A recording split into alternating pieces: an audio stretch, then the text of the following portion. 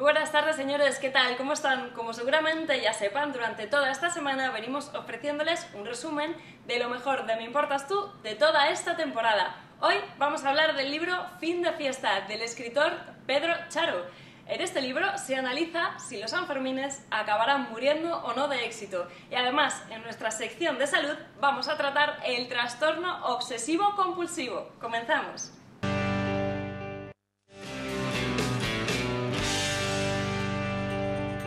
Continuem en Pamplona, el Salón del Esoterismo, con varias conferencias, con muchas personalidades que nos miran el presente, nos piden datos y nos pueden llegar a revelar algunas cuestiones importantes de nuestro futuro, del transcurso de nuestra vida. Hoy nos acompaña María Luisa Romero. Ella es tarotista, es numeróloga y además es experta en interpretación de sueños. María Luisa, ¿qué tal? Bienvenida al programa. ¿Qué tal? Muchísimas Encantada de gracias estar aquí. por acompañarnos. Bueno, en primer lugar me gustaría saber qué es esto de la numerología. ¿En qué consiste esta experiencia? Bueno, pues es una disciplina muy interesante, tan antigua como puede ser el tarot, la astrología. Sí. Son técnicas que vienen pues haciéndose desde muy antiguo. Sí. Y la numerología tiene un dato muy interesante y es que sencillamente con números que están vinculados a lo que es tu fecha de nacimiento, por ejemplo, tu nombre y apellido, podemos tener una información de la persona desde dos puntos de vista. Sí. Podemos saber sucesos que van a ocurrir en su vida y en qué momentos claves, pero también podemos conocer sus datos personales, un poco como su alma, conocer un poco su alma, su psicología, cómo es la persona, cómo va a funcionar. Y partiendo de cómo es la persona, lógicamente también podemos saber cómo le va a ir en la vida, es muy importante. Como uno es, cómo uno funciona, así las cosas van a ir sucediendo.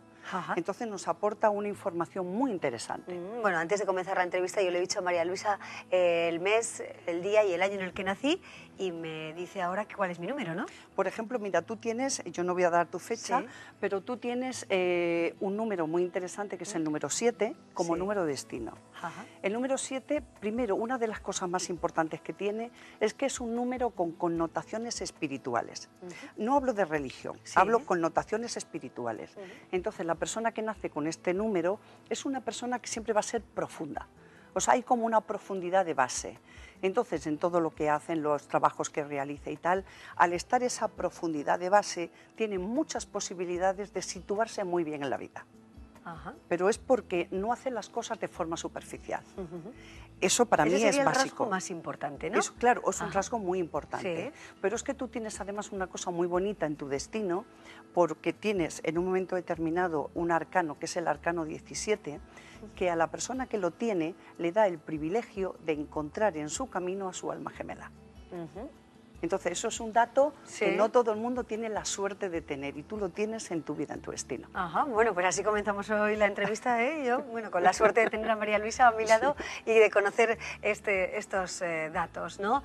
Hay personas, desde luego, que creen en estas cuestiones, otras que son muy escépticas, pero cada vez son más las que acuden a personas como tú, María Luisa, que habéis bueno, pues trabajado mucho en este área, ¿no?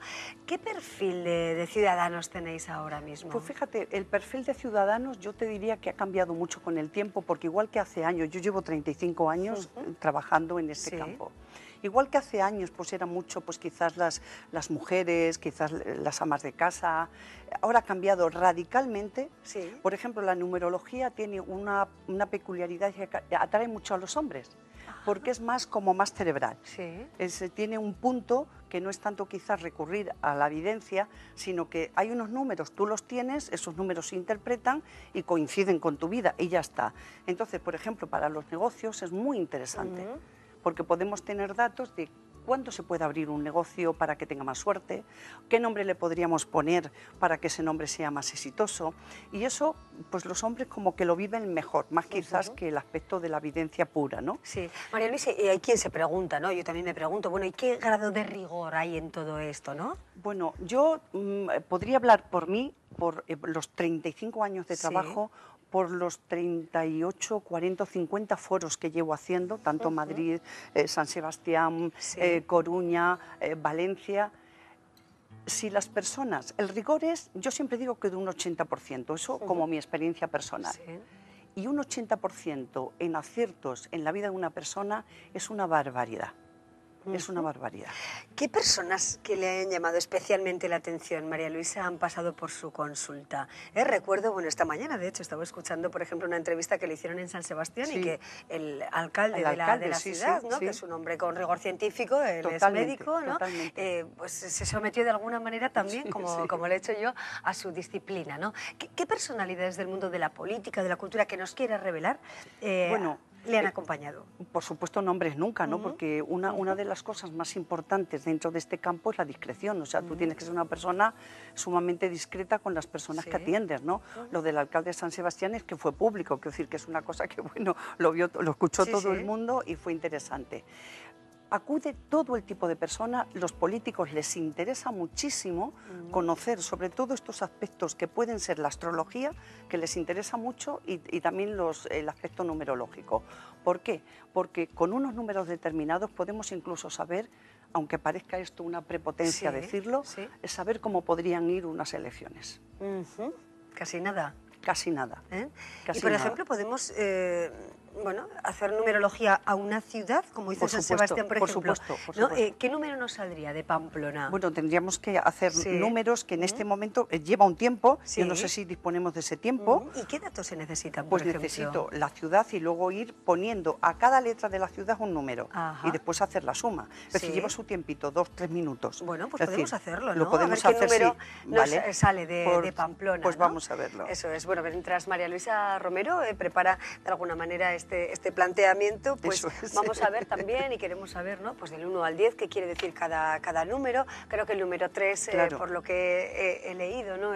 Tiene que ver mucho con la comunicación. El 22 creo que es un número maestro. Exactamente. María Luisa, el 8 creo que es un número poderoso. Bueno, pues el 15 creo que es un número complejo. El número complejo, y que tiene que ver con el diablo. Esto ya nos lo vas a explicar también, María Luisa. Es curiosa, ¿no? Personas con alto nivel evolutivo, pues creo que tienen el número 8 en general, ¿no? Veremos a ver, bueno, estas curiosidades y también la interpretación de los sueños, que es algo que seguro nos interesa, ¿no? Esos sueños que se repiten, qué quieren decir o cómo puede transcurrir nuestra vida según lo que soñamos, o la psicomagia, que también es un tema por el que nos han preguntado algunos compañeros y queremos consultar a María Luisa. Bueno, ¿tenemos ya más o menos definida Pamplona, María Luisa? Bien, yo sí, o sea, lo he hecho muy rápido, podríamos hacer un estudio, por supuesto, mucho más profundo, pero así, el primer número que nos da es exactamente igual un número 7 como en tu caso. Y claro, aquí hay una cosa curiosa, ¿no? Pamplona es un lugar muy religioso. Muy religioso. Sí. Es una de las características, si yo tengo que definir, lo diría. Pero luego el número 7, ese número 7 que nos da esa especie de conexión con lo espiritual, y en el caso de Pamplona sería no tanto lo esotérico, sino sería más lo espiritual religioso. Yo sé que muchas iglesias, bueno, hay muchas organizaciones de tipo religioso aquí, bueno, pues eso es conocido, con lo cual se identifica bastante con lo que es la ciudad, pero luego el 7 tiene también una característica que es un número que por sí mismo tiene mucha suerte. Es como un número afortunado. De hecho, sería uno de los más afortunados dentro de los dígitos del 1 al 9, que es en lo que se basa la numerología, en esos 9 dígitos. Y el 7 es el que tiene suerte porque sí. Es como que ya se lo trae ganado de otras vidas en caso de que exista la reencarnación. Le viene dado, ¿no? Claro, es como que viene dado. Por lo tanto, sería una ciudad afortunada, una ciudad con suerte, pero con esa vinculación al mundo espiritual, y daría unos habitantes, los habitantes que viven aquí, serían siempre personas como muy honestas, o sea, con un rigor y con una honestidad tremenda por ese 7. Y siempre como muy en defensa de la verdad. Sí, ¿con alguna desventaja? Desventaja, si tengo que poner alguna desventaja, podría ser que esa conexión espiritual podría llegar a ser fanática en algún caso. Bueno, el número 15, hoy tenemos la definición de Pamplona con ese número 7, ¿no? 7 que os vale. Y el número 15, ¿por qué se considera un número complicado, complejo? ¿Por qué es el diablo? Sí, bueno, pero el número 15 sí, es efectivamente en el tarot es el diablo, pero dentro de la numerología no lo consideramos como un número negativo, porque en numerología tenemos que reducir todos los números a un solo dígito. Por lo tanto, sería un 6, no sería un 15, sería un 6. Ah, de acuerdo. Perfecto. O sea, en el caso del tarot, sí. Por ejemplo, en numerología solo tenemos unos números que son negativos o menos positivos, que es el 13, el 14, el 16 y el 19. Solamente esos números. Serían, entre comillas, menos favorables. Pero el 15 no lo consideramos negativo en numerología. En tarot sí, ¿eh? En tarot sale el número 15, es el diablo, y entonces ya sabemos que la persona puede estar pasando por una situación un poco delicada, ¿no? Pero en numerología no lo valoramos como tal. María Luisa, ¿y cómo sale el número, no? Yo, por ejemplo, he dado mi fecha de nacimiento, hemos visto Pamplona. ¿Cómo descubrimos el número? Pues mira, vamos descubriendo. Por eso digo que es complejo y a veces no se puede hacer más que la fecha sí, fecha sí, porque es muy fácil y se hace en un momento y no es complicado. Pero luego ya para conocer más sobre la vida de una persona, tenemos que definir entre vocales y consonantes. Entonces tenemos que numerar las vocales y tenemos que numerar las consonantes. Las vocales, del número total que nos dan las vocales, conocemos el interior de la persona, cómo es, cómo son sus aspiraciones, qué es lo que busca, cuáles son sus verdaderos anhelos. Esa parte interior que a veces la persona ni siquiera conoce, pero que es muy importante darle esas pistas, ¿no? Y luego, por ejemplo, ya las consonantes es como la ropa que nos ponemos para comunicarnos con los demás. Entonces ya sabemos cómo es nuestra personalidad externa, cómo vamos a ser, qué éxito podemos tener a nivel laboral, cómo nos ven los demás, qué imagen tienen de nosotros. Entonces son dos datos que son para mí muy importantes. Pues fíjate que las vocales siempre se han considerado como palabras sagradas a lo largo de todas las tradiciones, son como palabras sagradas. De hecho, respirando las vocales de una manera determinada, consigues unos efectos muy interesantes. Las vocales son como letras sagradas. Bueno, interesante, desde luego, ¿no? Mañana tienes una conferencia, María Luisa, a las 12 a las 12 de la mañana, que hablaremos de numerología. Efectivamente, en la estación de autobuses, que es donde se encuentra el Salón de Esoterismo. Me gustaría también preguntarte un poquito acerca de la psicomagia. Cuando comentábamos esta mañana en nuestra redacción que venías al programa, algunos compañeros me decían, ¿no? Pregunta a María Luisa sobre la acerca de la psicomagia. ¿Qué es? Bueno, el creador de la psicomagia, o el que ha hablado mucho de la psicomagia, es Jodorowsky, el famoso Jodorowsky. Y la verdad es que yo le he visto, he estado en sesiones con él, y bueno, es una cosa un poco peculiar, un poco extraña, porque él utiliza como un poco la psicología, pero yo le he visto como, por ejemplo, personas que decían que tenían problemas con sus padres, y les ha hecho hacer como cosas muy extrañas para liberarse del complejo o de la situación complicada que pueda tener con su padre. La psicomagia no es más que magia, entre comillas, con un aporte de tipo psicológico. O sea, se mezcla un poco lo que son aspectos de psicología sin que la persona sea psicóloga, y luego se une a efectos mágicos. Si yo te digo, mira, cógete un vaso de agua y bébetelo todas las mañanas, porque eso va a tener un efecto sobre ti para esto, esto, esto y esto. ¿De acuerdo? Entonces te estoy dando una información que puede ser válida y que te puede ser útil. Pero yo no trabajo la psicomagia. No. María Luisa, hay otra cuestión que también abordas desde toda tu trayectoria, que es la interpretación de los sueños. Para terminar, háblanos de, por ejemplo, dos sueños que se pueden repetir en la vida de una persona y qué quieren decir, ¿no? Pongamos dos ejemplos, quizá los que más te han consultado las personas que han acudido a tu consulta. Pues últimamente aquí, incluso ahora en Pamplona, están no solamente para que les interprete, sino porque a través de los sueños las personas están teniendo informaciones concretas sobre hechos concretos de su vida. Entonces, no solamente nos da una información psicológica, nos dicen, nos avisan los sueños de sucesos, de hechos que van a ocurrir. Es como una evidencia, pero a través de la noche, cuando no tenemos cuerpo y la mente se libera, ¿no? Entonces, lo que pasa es que luego tiene unos significados, los sueños tienen unos significados. Por ejemplo, soñar con casas, que es una cosa muy común. ¿Quién no ha soñado con una casa una vez en su vida? Todo el mundo. Pero la casa representa a la persona.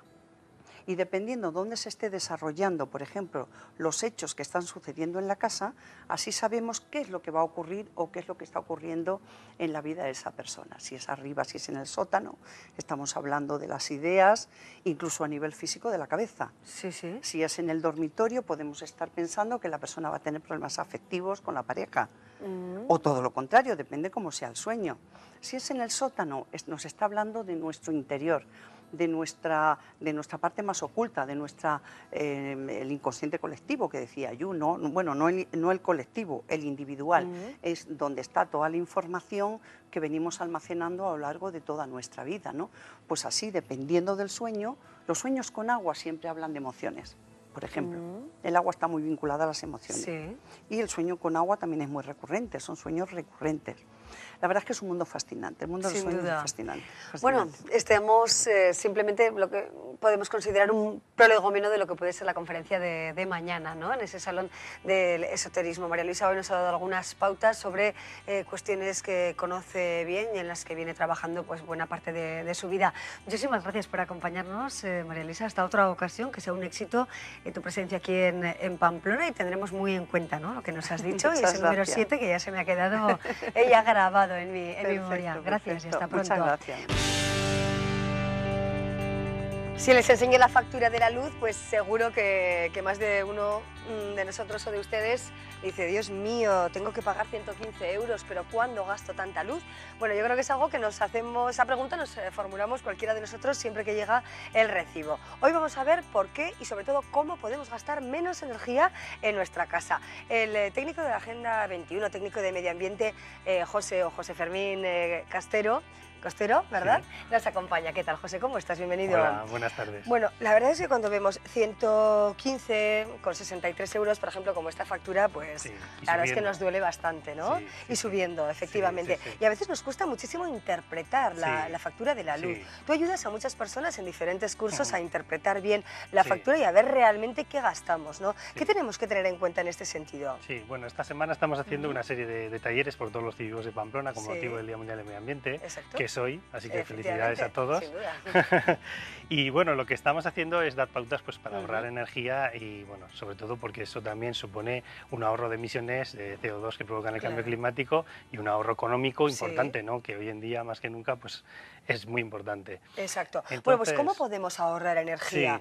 ¿Cómo podemos además ahorrar energía y tener más dinero, ¿no? Claro, porque claro. nos ahorramos unos euros que luego nos viene bien para otro tipo de actividades. ¿Qué pues debemos hacer? ¿Qué pautas hay que empezar un poco fundamentales? primero por la factura. Hay que analizar bien la factura porque evidentemente eso es lo que nos está cobrando las empresas comercializadoras de energía. Entonces, pues ahí tenemos una factura. Sí, tenemos ejemplo, una en pantalla y tipo, podemos ver que hay dos conceptos principales. Uno es el término fijo o el término de potencia, que es lo que pagamos por disponer de electricidad en casa, no por usarla, simplemente por tenerla dispuesta. Y hay que tener muy claro que hay diversas potencias que se pueden contratar. Por ejemplo, de la factura es 3,45. Eso es. Y esa es una potencia recomendable para un hogar normal. Una Suficiente, casa de ¿verdad? 90 metros cuadrados, 3 habitaciones. Hay gente que tiene contratada 5,5 y está pagando algo excesivo que se podría ahorrar mensualmente. Estamos hablando de 20 euros cada 2 meses o así. No tiene mucho sentido, ¿no? 5,5 no, 5,5 en una es casa mucho. normal. Entonces, la primera recomendación es que se miren la potencia y si tienen, 4,4 puede ser razonable, pero 5,5 ya es excesivo. Eso es. Que pidan por dos meses, por ejemplo, nos costaría como unos 23 euros, 24 euros más o menos. ¿verdad? Entonces, bueno, ahí ya hay una parte importante de ahorro. Se avisa a la comercializadora, a la empresa distribuidora y nos reduce la potencia. Y luego hay que fijarse en el consumo. Antes pesaba mucho más el consumo en el importe total de la factura, pero con los últimos cambios ahora pesa más la parte fija. Por eso es tan importante comprobar bien que tenemos una parte fija adecuada. Efectivamente. En la parte del consumo, ¿qué podemos hacer? Pues reducirlo. Ahí no hay otra, ¿no? Y bueno, eso es lo que explicamos un poco en estas charlas y por eso hemos traído aquí hoy esta muestra. Eso es, tenemos un montón de bombillas, diferentes posibilidades. Vamos a ver qué debemos poner en casa y qué debemos quitar para ahorrar, ¿no? Explícanos un poquito, José. Sí, bueno, aquí hemos traído básicamente lo que es el apartado de iluminación. Hay que tener en cuenta que en electrodomésticos y así tenemos la etiqueta energética que va de la A a la G y ahí tenemos una pauta si vamos a comprar un electrodoméstico.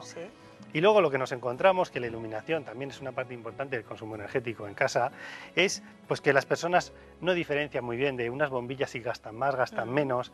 Entonces podemos ver aquí cómo vamos, pues desde las bombillas halógenas, que son estas pequeñitas alargadas, que consumen, tienen una potencia de 250 vatios, vamos pasando por un amplio repertorio de tipos de bombillas hasta las que pueden consumir menos, que serían pues estos focos de bajo consumo, que son 7 vatios, o este foquito LED, de tecnología LED, que es la tecnología más puntera de ahorro energético, que serían 3 vatios nada más. Estamos hablando de que en un periodo anual esta bombilla nos puede costar unos 38 euros de energía y esta menos de 1 euro. Bueno. Eso en un año. ¿Y la diferencia de luz, por ejemplo? Claro, sí, desde luego esta da mucha luz porque tiene mucha potencia, pero sin embargo, por ejemplo, podemos comparar dos tecnologías con el mismo tipo de bombilla. Esta es la halógena convencional, que tiene 75 vatios, y esta es una bombilla de tipo LED, como veis es del mismo tipo, se puede cambiar simplemente con cambiando la rosca, ¿no? Desenroscando, no hay que cambiar. Vamos a mostrarlas bien a la cámara, así alguien si tiene que comprar bombillas que lo tenga esto muy en cuenta, ¿no? Es la Vamos bombilla, a poner aquí hacia la derecha, efectivamente. Esta es la bombilla halógena y esta es la de tipo LED. Pues esta estamos hablando que son 75 vatios y estas son 11 vatios de consumo. 11 vatios, entonces, perfecto. la diferencia en un periodo anual entre estas dos bombillas puede ser que una está gastando 10 euros y la otra está gastando €1,50. En un 10 euros esto y €1,50 esta. Sí, es una diferencia tremenda. Entonces, la tecnología LED es una tecnología cara, pero hay que pensar que al cambiar las bombillas también estamos ahorrando la factura de la luz, que eso hoy en día supone un gran ahorro, pero que a la larga, cuando sube el precio de la electricidad, porque va a subir más, vemos en los últimos años, no ha hecho más que subir, pues cada vez estamos ahorrando más. Perfecto. Bueno, luego, ¿qué más nos traes? ¿No? Por ejemplo, este tipo de foco o bombilla grande, ¿no? Sí, esta es la bombilla de bajo consumo, que hay de muchos tipos, y he traído aquí una curiosidad, y es que esta bombilla, que si la coges pesa mucho, pesa es muchísimo. que me parece muy bonita, la verdad. Pues esa bombilla tiene 30 años. Ajá. Son las primeras bombillas que empezaron a salir de bajo consumo. Hoy en día ya pues las hemos cambiado por este tipo de bombillas. Y ya no pesan tanto. Claro, ¿no? eso es. Esto es un poco bueno, un artilugio de moda, casi, esto es casi de museo, podríamos decir. Así Pero bueno, lo he traído como curiosidad. Sí. Y estas bombillas sustituirían a las clásicas convencionales, las incandescentes, ¿no? Y estamos hablando de lo mismo, de ahorros pues de 60-90 vatios a 8, 9, 11 vatios, y darían más o menos la misma luz. Perfecto, bueno, la verdad es que es todo un mundo esto, ¿no? Sí, que uno tiene que conocer, porque realmente si no uno pues vas a la tienda y compras, bueno, puedes recibir el asesoramiento, por supuesto, del profesional, pero bueno, hay muchas posibilidades de ahorro. ¿Qué más tenemos que tener en cuenta? Bueno, aquí, por ejemplo, pues tenemos una regleta con interruptor que nosotros recomendamos porque hay un consumo de energía que se denomina el consumo fantasma. ¿Y esto qué significa? Es un consumo que se está produciendo sin nosotros quererlo, ¿no? Por ejemplo, cuando dejamos la tele en espera, ¿no? En stand-by, con el pilotito rojo, esa televisión está consumiendo, o el ordenador siempre consume algo, y aunque parezca una cantidad pequeña de energía, como está 24 horas, puede llegar a consumir más de lo que consume en funcionamiento el aparato. Entonces nosotros recomendamos que una solución muy barata es poner estas regletas, que nos sirven además como ladrones, en las zonas donde tenemos pues la televisión, el aparato de vídeo, el DVD, etcétera, o la zona del ordenador, y cuando no estemos utilizando, apagar directamente del interruptor. Y así nos aseguramos de que no está consumiendo nada. ¿No? Efectivamente. Sí, porque esto es un consumo que puede representar una cantidad de 30-50 euros al año, y recordemos que es un consumo que no se está dando ningún servicio. Exacto, bueno, pues la tele y el ordenador, que es algo muy habitual, que se quede con el botoncito rojo, mejor apagado, y ponemos esto y no hay ningún problema, ¿verdad? ¿Qué más cuestiones? ¿Esto que nos traes qué es? Bueno, esto es un poco, esto es para ver un poco, esto es la unidad de alimentación de un ordenador convencional, sacado de las tripas, bueno, para que veamos un poco todo el cableado que lleva por dentro, esto es lo que, bueno, nos está consumiendo esa energía, ¿no? Y luego también tenemos por aquí, esto es un aparato interesante, esto no nos va a ahorrar energía, pero es un medidor de consumo. Entonces, ¿y cómo funciona? Vamos a enseñarlo bien, porque yo es la primera vez que lo veo, la verdad. Y Y es interesante, ¿no? ¿Y qué hacemos con esto? Bueno, ¿Dónde lo ponemos? Esto lo que sirve es para comprobar los consumos que nosotros tenemos en casa. Es un aparato que puede costar del orden de 30 euros. Sí. Nosotros lo enchufaríamos en el enchufe de la red y a continuación enchufaríamos el aparato que queremos medir. Y nos va a decir... O sea, enchufamos aquí. Eso es. Eso es, el ordenador, por ejemplo. Sí, por ejemplo, y nos va a decir instantáneamente con esta pantallita lo que está consumiendo. Incluso tienen funciones y te dice el coste que tiene ese aparato, podemos ver en una semana lo que ha consumido, todas estas cosas. Entonces, para controlar los consumos energéticos, porque la energía tiene un problema con respecto a otras cosas como el agua, que las pérdidas no las vemos, ¿no? Entonces, claro, es difícil controlar. Sí, sí, es fácil, bueno, pues ir por casa un poco sin tener en cuenta esto, ¿verdad? Sí, sí. Y olvidarse un poquito de que realmente estamos gastando de más, ¿no? Sí. Luego traes también esto de aquí, que Sí. no sé qué es exactamente. Bueno, estos son burletes para puertas y también había traído gomas y Sí. espumillas para ventanas. Normalmente en casa la puerta principal... Esto es para las puertas Sí, esto de es para entrada las a puertas casa. de entrada. En la puerta principal solemos tener pues como 1 centímetro de hueco Sí, entre la puerta y sí, el suelo sí, para sí. que no roce, ¿no? Así es. Pero claro, por ahí se nos está escapando el calor, ¿no? Está entrando aire frío, Eso también es. en ocasiones entra ruido de la calle, del Claro. pasillo, ¿no? Y bueno, estos son unos aparatos pues, muy fáciles de adquirir en cualquier ferretería, Sí. son muy baratos y tienen este cepillito en el suelo, ¿eh? Y lo que hace este cepillo es impedir que entre y salga aire, ¿no? Y eso Perfecto. nos ahorra en Y esto lo calefacción. ponemos en la puerta, ¿no? Al final de la Sí, puerta no tiene mayor en la parte de abajo de la dificultad, puerta. ¿no? Hay Para de todos ponerlo. los acabados, hay acabados Nosotros en todo mismos. tipo de Ah. madera, etcétera. No, Que no hace son feo todos. tampoco, no, ¿no? no, no, desde luego. Exacto. ¿Y qué más? Bueno, tenemos el secador, por cierto, Ah, bueno. que nuestra compañera Beatriz nos lo ha acercado Sí, por aquí. No sé si lo han sí. traído de maquillaje o qué pasa, Sí, pero sí. nos traen el secador. Podemos hacer una Venga, prueba, vamos a ver hacer una prueba, cuántos claro. vatios consume esto. ¿eh? Entonces, bueno, un secador Sí. en principio es uno de esos aparatos que consume bastante porque tiene mucha potencia, pero que como tampoco lo usamos Sí. durante horas al día, pues Claro. tampoco representa un consumo importante, ¿no? Muy bien. Esto, si sé encenderlo yo. A ver, esto lo tendremos que ver aquí. Ah, vale. Eso es. Eso es. Bueno, vemos ahí Ajá. la potencia, Sí. está en torno a 1500 vatios. Y ya vemos el consumo instantáneo que está teniendo, ¿no? Ajá. Entonces, bueno, pues vemos que al final el consumo energético de los aparatos se mide un poco por la potencia, porque funcionan pues, a plena potencia casi Claro. siempre.